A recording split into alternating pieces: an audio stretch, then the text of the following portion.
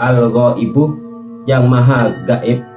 Ini adalah sifat sekaligus namanya Allah yang pertama dan yang paling utama. Iman terhadap yang gaib ini penting untuk dipegang teguh agar tidak terjebak pada penyembahan Tuhan secara fisik. Dan bagaimana dengan hantu?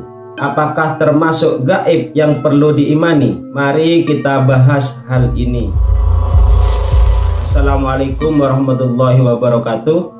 A'udzubillahi minasyaitonirrajim. Bismillahirrahmanirrahim. Al-ghaibu, yang maha gaib. Mari kita perinci satu persatu agar bisa makrifat kepada al-ghaibu yang maha gaib, serta iman kepada al-ghaibu yang maha gaib. Kita perinci lewat baca diri, membaca diri sendiri. Saya mulai dari rambut. Siapa yang telah menciptakan, mengatur dan menguasai pertumbuhannya, perkembangannya, warna dan bentuknya rambut ini? Apakah dari diri kita atau tidak? Termasuk yang mengatur keluar masuknya nafas ini, kembang kempesnya paru-paru, detaknya jantung, peredaran darah, dan yang lain-lain seperti pertumbuhannya kulit, kuku. Siapa yang telah menciptakan, mengatur dan menguasai semua ini? Adakah yang tahu di mana al-ghaibu itu?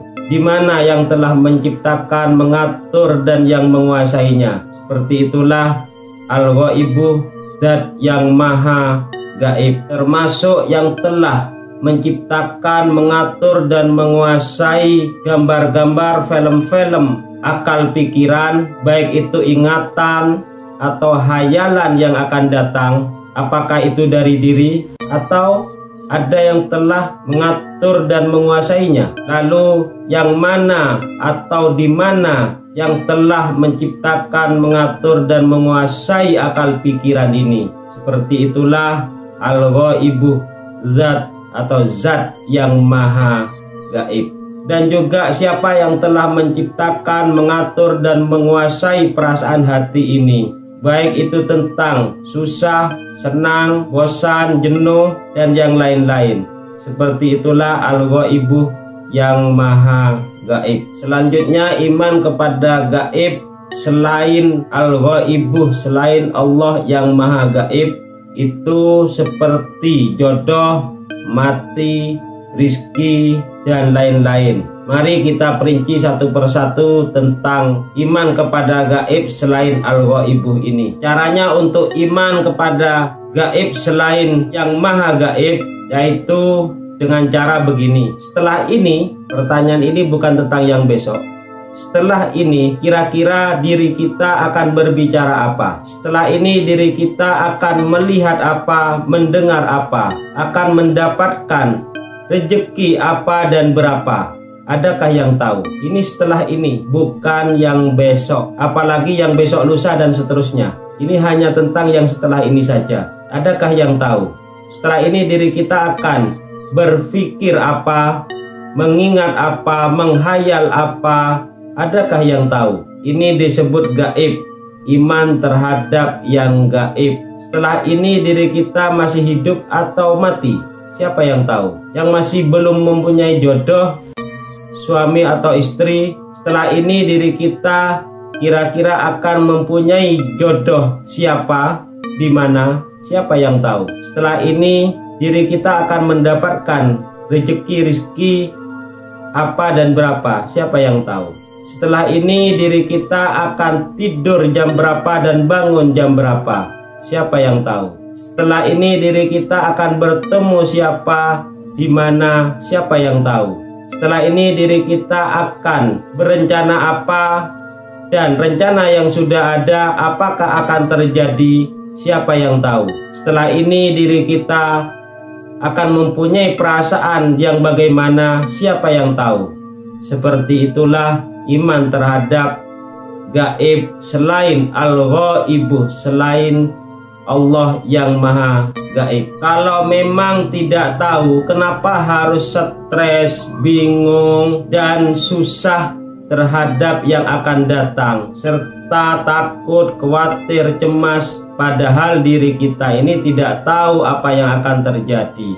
Kenapa masih bingung, masih stres? Dan orang yang bertakwa itu pasti beriman dan wajib beriman, harus beriman terhadap yang gaib serta gaib, seperti halnya yang akan datang setelah ini.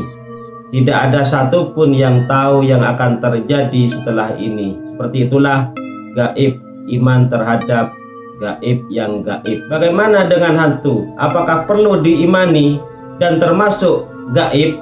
Mari kita perinci dan kita buktikan bahwasanya hantu itu perlu diimani atau tidak, termasuk gaib atau tidak. Hantu itu setiap daerah berbeda-beda, seperti mumi di Timur Tengah, seperti vampir, Dracula, ataupun pocong, dan masih banyak yang lainnya. Karena orang Islam itu matinya dengan memakai kafan, akhirnya hantunya memakai kain kafan yang disebut pocong.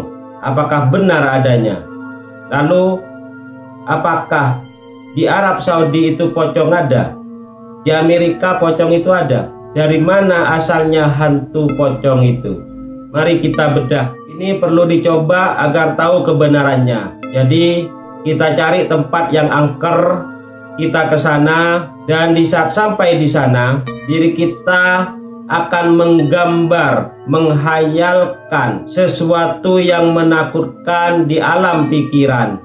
Dan kita akan konsentrasi ke gambar film itu yang kita buat sendiri hingga nampak nyata, dan akhirnya kita melarikan diri dari tempat angker itu.